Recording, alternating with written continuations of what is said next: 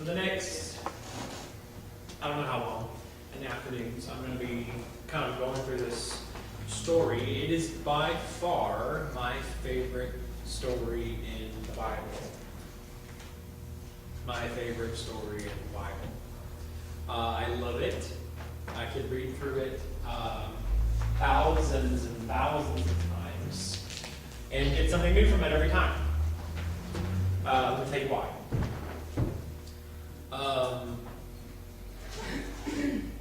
Forgiveness. Do I need to learn about forgiveness? What do y'all think? Why? Why does it matter? Why do you think? Because otherwise it is going to be really grouchy. Grouchy. Hold Okay. grudges for the rest of your life. Grudges. Does it feel good to forgive? To be the one doing the forgiving? Yes. Okay. Sometimes. Does it feel good to be forgiven? Yes. Yes. I'm totally glad that Jesus forgave me of my sin, right? So it's like it's a good thing. What about temptation? Anybody ever dealt with temptation? Being tempted to do things you probably shouldn't do or might not want to do, right? That's in the story. What else? What else?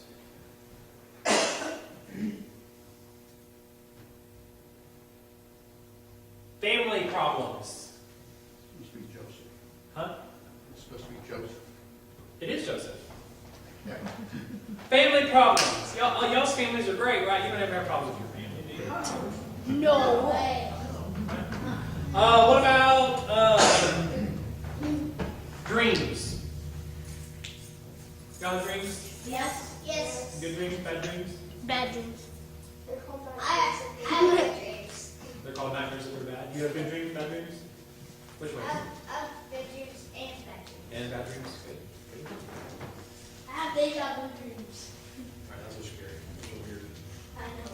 But you're weird, so it's okay. There's an illustration of that I'm going to pull from when we get towards the end. But in the very kind of the opening part of the story, you see Joseph's brothers say, "Behold, this dreamer cometh." Right. God puts us where we need to be on purpose, and He directs our lives kind of where He wants it to go. And then He also equips us to kind of go and do what we would do for Him. Right? And in Joseph's life, you're going to see him go through some stuff that you're just like, why? And the why God question comes up, and then you're going to see him kind of have to deal with that. And you're going to see that the Lord is with him, and all these little great things that are packed into this story that you would never think would matter or translate to where we live today. So I'm going to share with you a little bit from today's, and we'll kind of go from there. And it's a story. I love story. I get to embellish. I get to kind of have fun with it. So here we go. It says, "And Jacob dwelt in the land wherein his father was a stranger, in the land of Canaan." So basically, the short version is they were living where they needed to live. Okay. And these are the generations of Jacob and Joseph. So if you remember from the Old Testament, you have Abraham, you have Isaac, and then you have Jacob. Those are the big three guys that we need to remember from the Old Testament. Maybe Moses too, David. But Jacob is one of these bigger guys. He's one of these guys that's kind of important to the story. Joseph, what we're talking about now, was his son. How many of y'all kiddos in here have brothers or sisters? How many? Y'all got? You got a brother? What do you got? You got one sister? That's it? I got 2 sisters and 1 brother. 2 sisters, 1 brother, a little bit bigger family. Okay, so y'all can learn that. Okay. Joseph, being 17 years old, was feeding the flock with his brethren, and the lad that was with the sons of Bilhah and Zilpah, his father's wives, and Joseph brought unto his father their evil report. Now, Israel loved Joseph more than all his children because he was the son of his old age, and he made him a coat of many colors. Bradley, are you the favorite? No.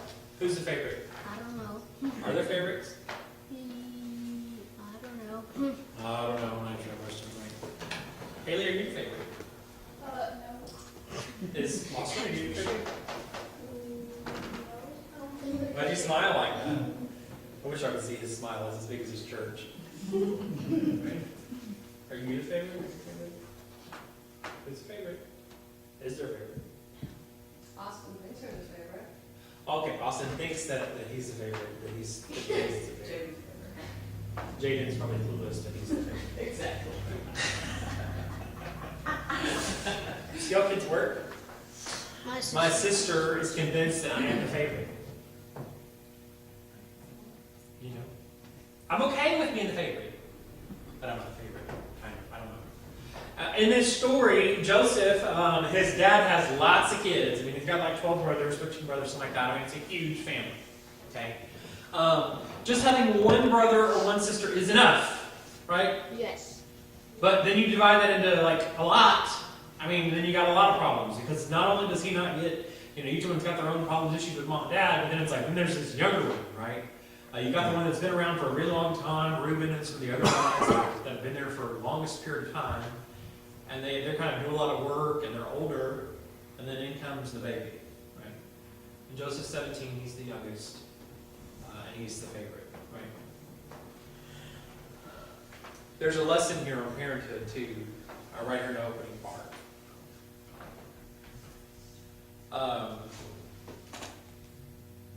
Parents, you will have times whenever they want to favorite one kid over the other. And you may say, well, no, I don't. And I'll say, well, here's an example, right? Haley doesn't get in trouble at school. Haley does her homework, gets good grades, never have to go to school for her, She listens to me, does what she's supposed to, right? But Austin, on the other hand, every other day I'm going up there, having to deal with him and do everything else, right? And so in kind of slow and steady, this kind of shift happens. And it's not that you don't love one or the other way, but kind of she starts to get away with more than he does, and you have a shorter fuse here than you do with her, right? And so the favoritism pops up, right? And it's there, right? Have to watch that, have to guard that. Jacob even did it right here, and it created a problem, a huge problem in the story. How would you feel, Jaden, when I asked you, because you're unbiased, right? Did Austin ever get something that you wanted? You think? What was it? Tell me. I get watch this on the same right now. You wanted one too? Yeah. You're right. Right. But you wanted one? Right? Okay. In the story, back in the day, back in the Old Testament, right?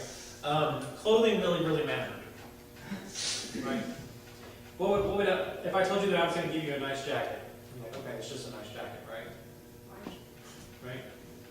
It's not an Xbox, right? It's not a whatever the newest thing is. PlayStation. Right? Haley, what's something you want for Christmas? Something that's big. What's on your Christmas list? You know anything about it? What's something that you like? What do you like? What's something that you like? You're a shopper? No? Shopper, right? So if I gave you a bunch of clothes, then that would kind of matter, right? That would make sense. Or I gave you a bunch of gift cards, right? Go do what you want. Back here, his dad gives him a special a robe that set him apart from his brothers. Remember, they're working in the field, okay? And so if you work in the field, you're going to get dirty. You feed animals, you're going to get dirty. I mean, animals are gross. It's just what you do. You go out there, and that's not going to be a clean kind of thing. Well, he gives him this multicolored, elaborate robe. He puts it on him. And what that does, that sets him apart from his brothers. And says, hey, he's special, he's different. Y'all are going to have to just be different from him. And there creates this big old clash amongst him and his brothers, right? In which he got something and they didn't get it. He got treated differently and they didn't get treated that way. And so it creates this big, huge, it's fixing to create this big shift in the family, right?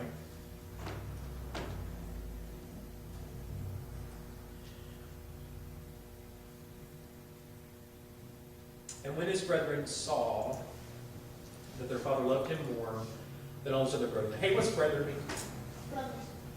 Brothers. Brothers.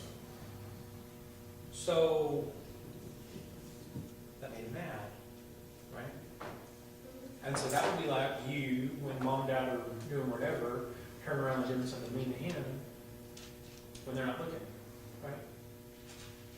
I do not. That never happens with siblings. Siblings never pick on each other. Haley never picks on Austin. Austin picks on Haley. Right? That's how it goes? Or did I get that reversed? Yeah, you're reversed. It's the other way around. Is It it? is. They're both. It never happens where mom and dad kind of walk out of the room and all of a sudden it's just between the two of them, it's just like when they're quiet and walk in. Right? That doesn't happen. Right? Or Bradley, that never happens with your sister, plural, just the one, right? Okay? Or just think of this one. But I'm saying this is real stuff. This does happen, and so here it goes. And when his brothers saw that something had happened, they hated him. He couldn't even speak to it. So this is not annoyed that you took the remote from me, that you're not watching the show that I don't want to watch. This is not, where did you put my shoe? Why do you always take my shoe? Right? This created a big enough problem that they had enough that they hated him. Can hate exist in personal family relationships? Yes. It is. Oh, yes, it can. And it feels good. Because hate says it just blocks it off, and I don't have to deal with that person because I hate you. It's like you put my thumb right here, and I'm looking at Esther, and I'm looking at Dora, and I can't even see Haley because I hate her. Seriously, do that. Put your thumb out and put it over somebody. It's exactly how it works. I want to see it, you know. Well, that's in front of you, Mike. It works from a distance. Because you don't ever get that close to somebody that you hate. See how good of a preacher I am now. Okay. Hate. It feels nice. It's gravitating. It's just makes me like, makes me whatever. I like it. And could not speak peacefully. Joseph dreamed a dream, and he told it to his brothers, and they hated him even more. When somebody hates you, they don't want to hear from you. Really. I mean, think about someone who you really dislike or you really just don't want to talk to, and then they're going to go and amp it up and talk to you some more. It doesn't really hurt. It doesn't really go the way it's supposed to.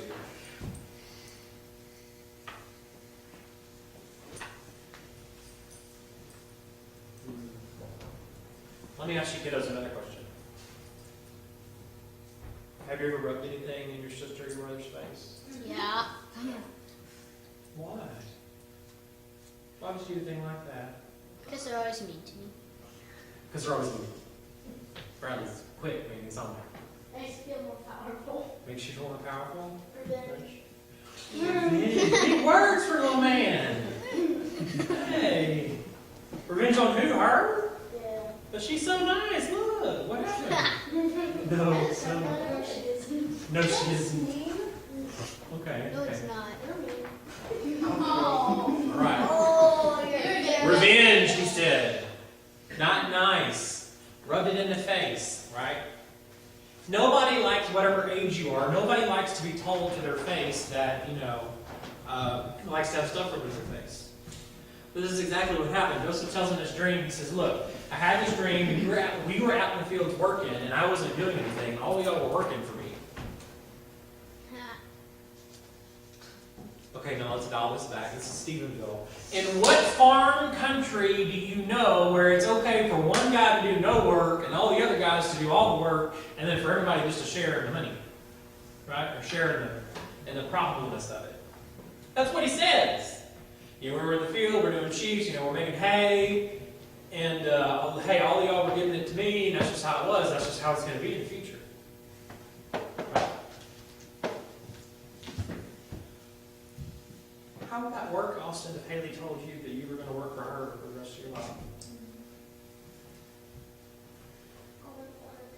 I wouldn't want to do it. Right? Maybe you have a great relationship with your brother or your sister. Right? Maybe it's different for y'all. Still don't want to work for my brother. Right? I still don't want to be, under my brother and my sister. But in this story, that's exactly what Joseph is saying, what's going to happen.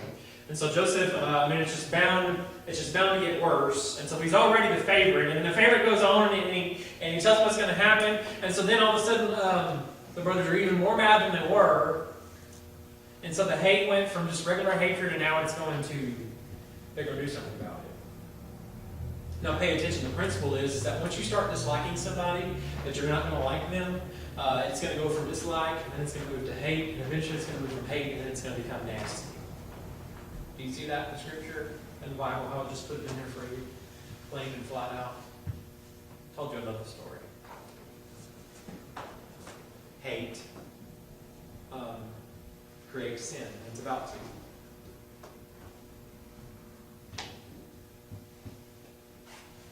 So then the brothers get mad and they yell at him and they say, "Oh yeah, we're going to work for you." Okay, watch. And so then they go on a little bit, let's skip down a little bit. See, that's the dream.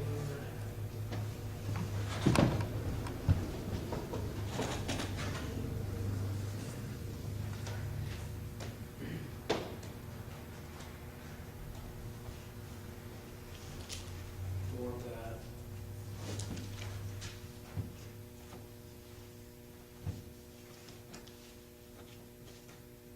Skip down to verse 18. Basically what happened in the verses that we've looked at, the verses till now, Joseph ends up back with his brother. His brothers are working in the field, and all of a sudden his dad says, "Hey, can you go check on your brothers for me?" Little brother checking on the older brothers is never a good situation because it's not his job. His job is to work with the other brothers, right? Work alongside them. They end up favoring some more, made it more mad. And so this is where we end up. Joseph goes to find his brothers, and sure enough, he does find them. And they're ready for him.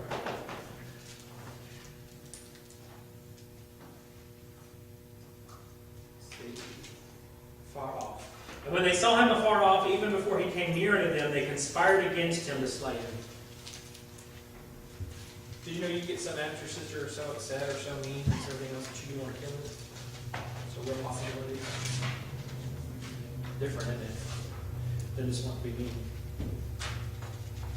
Seriously, you can be so upset, so hateful, so stuck, so angry that it can drive you to really want to hurt someone physically. Right? This is why I love this story, because it takes you from the kid level, then it kind of amplifies it up, and it puts it into the real world for you. So mad. And they said one to another, "Behold, this dreamer cometh." Right? "Come now, therefore, let us slay him, and let's cast him into a pit, and we'll say some evil beast to aid him, and we shall see what will become of his dreams." And Reuben heard him and delivered him out of their hands, and they said, "Let us not kill him." And Reuben said unto him, "Shed not no blood, cast him not into this pit in the wilderness. Shed not no blood, but cast him into the pit in the wilderness, and lay no hand upon him, and might rid him out of our hands, and deliver him to his father again." So they didn't kill him. The brothers didn't kill him, but they had a big old little deep, kind of a dried up well, if you want to think of it that way, a pit. And they took their brother, the one that was in their family, you know, the one that was at the Christmas and Thanksgiving, you know, kind of around all the time. And they throw him in the pit.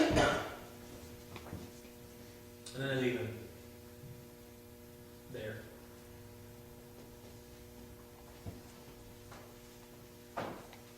When you and I do things that are in sin, y'all, remorse will show up, and regret.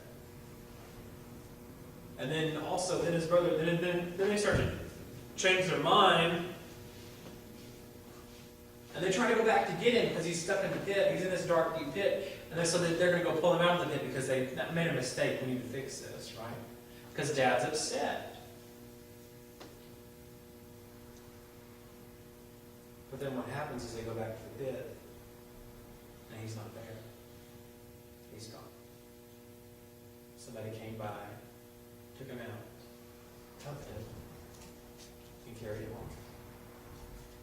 And so Joseph is gone, really gone from their family, not just gone for a little bit, for a day or so, but he's really gone.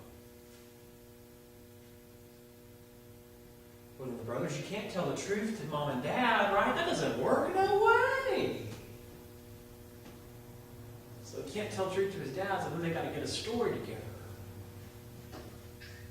And they take some clothes, they take his coat, and they get some blood, they put the blood on it from an animal, and they said, "Look, something happened to him, something ate him." And they just lie. Joseph ends up carried away from his family, all because of his brothers.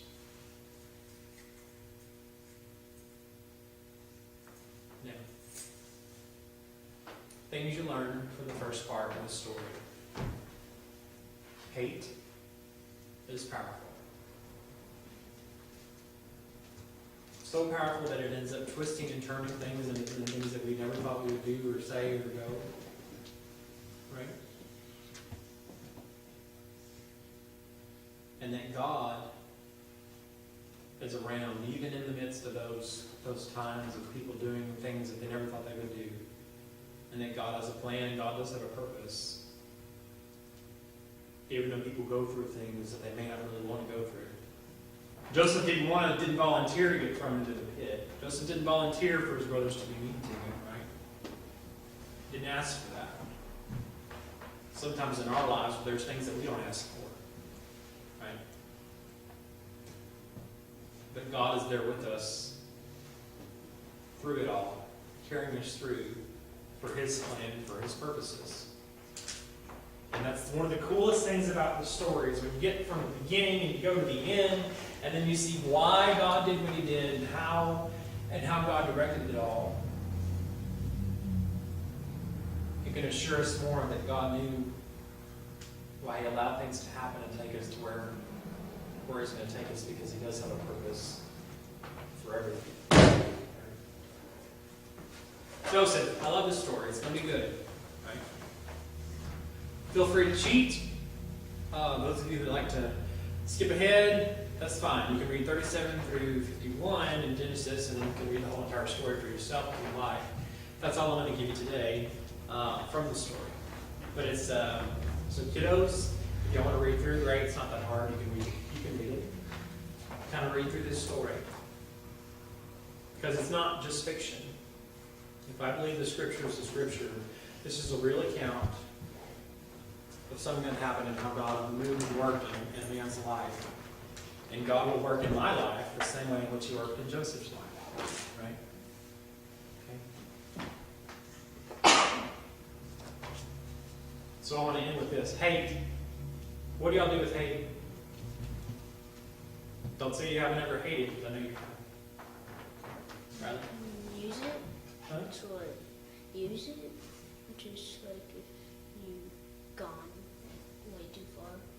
Okay, Darren, what do you say? If you've gone too far, you just use it. Okay.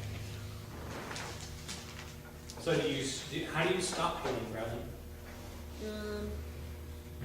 Just stop. Just stop, right?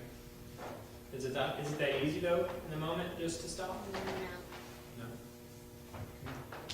Why can't I hold on to hate? Why not? I would turn fail from some like it's like garden. It's Like a what? beautiful. It's like garden. A garden, It's okay. beautiful. Everything's healthy. Mm-hmm. But if you put that weed in there and don't take care of it, it's going to start on the weed. That's true. Yeah, that's good. So he's saying it's like a garden. It's that if you let it in, if it's like a weed that comes into a garden. If you let it go unchecked, then it's going to choke out everything else eventually, right?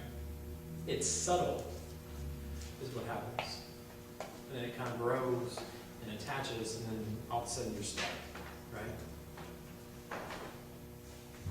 What do y'all do when people wrong y'all? I think it's pretty wrong for someone to throw somebody in the pit just because. Myself. I think it's pretty wrong for someone to cut somebody and sell them off and stick them into slavery. I think it's pretty wrong for someone to make a big old lie up and then try to sell it, just because they don't want to do the right thing. What do y'all do when people wrong you?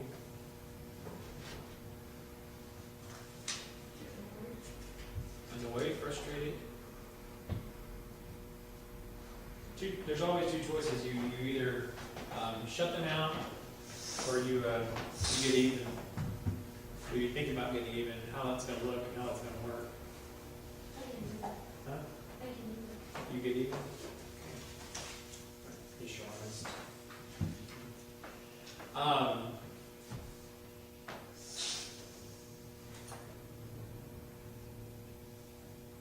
favoritism is not really about favoritism, it's about jealousy. Have you ever dealt with jealousy before? Yes. One thing that I thought interesting years ago when I was reading all that again was that it never before had dawned on me. You know, we all hear about Joseph and the coat of many colors, and that seems like it's like the moment that, you know, everything started going wrong. But you got to take into account that he was 17 when this happened. Right. And he and Benjamin were the favorites because they were with who Jacob had wanted all along, which was Rachel, not Leah. Right. And so for 17 years, they've known that these two young boys were favored, and especially Joseph. Right. So then it's just like, you know, it's eating at him, eating at him, eating at him, and then that coat, and then it's just like all downhill from there, I think. Right. So yeah, you seriously see the build and how, but it's so awesome to see how every part of that still ended up being where Joseph still prevailed and everything worked out, and then he was second in command and all that. Scripture, I told you the Bible references itself to each other, and it builds on each other. That's one of the advantages of going through books of the Bible or doing chunks of the Bible, because it's like we're pulling on other things that are good, right? And they kind of draw on each other. They kind of point to the bigger story. There's a purpose for the story being in here, because otherwise why we got the book, right? There's a purpose for Leviticus. I really wonder, question the purpose for Leviticus, right? Because you read it and go, God, I really don't need to know how to kill a pig, and not kill a pig, but do this, but do that. You know, it's very dry, very boring, right? But it does tell me that God was willing to go serve some crazy, what I judge as crazy, and that's the thing, to show folks, look, this is the amount of work that has to be done to these sacrifices for you to see that you can't do it yourself. You know? Same thing in this story. This story is not about Joseph doing it himself. It's about God showing up and being right along with him. And excuse me, but I think all of us need to know more about God being with us through the day-to-day and through the trials and through the ups and the downs and everything that's there. And Joseph is the one for that. One of the ones for that in Scripture.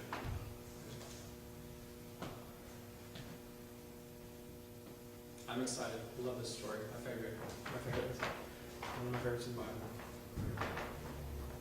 Any questions about it? Yes? Have you heard this story before?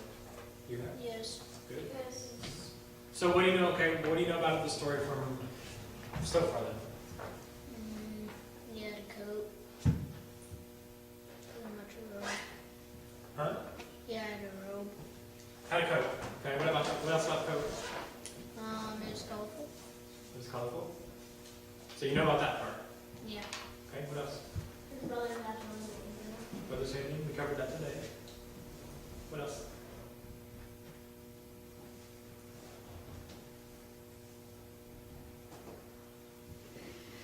Cool. Eventually, he was foretelling dreams, Uh-huh. and then his like wine teacher, I think is what it was. Oh, there's one other part about there. And then eventually, Pharaoh had to say, no, like, no. And that's when it switched to the wine guy. Hey, there's this guy I met in prison. How do you do this before?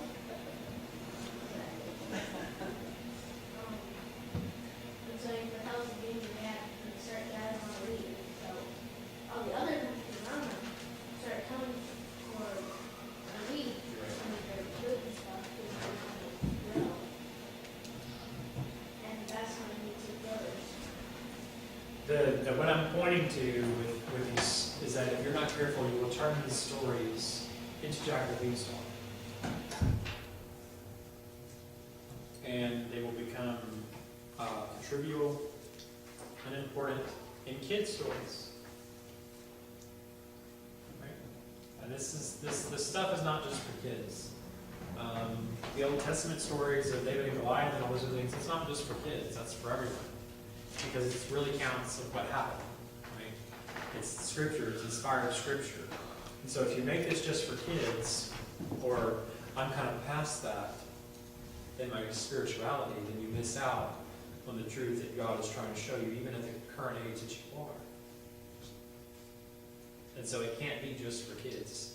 You know, parts of the Bible is not just for kids, it's for everyone in every age, every stage, right? And so be careful when you're doing that, when you're reading through that, right?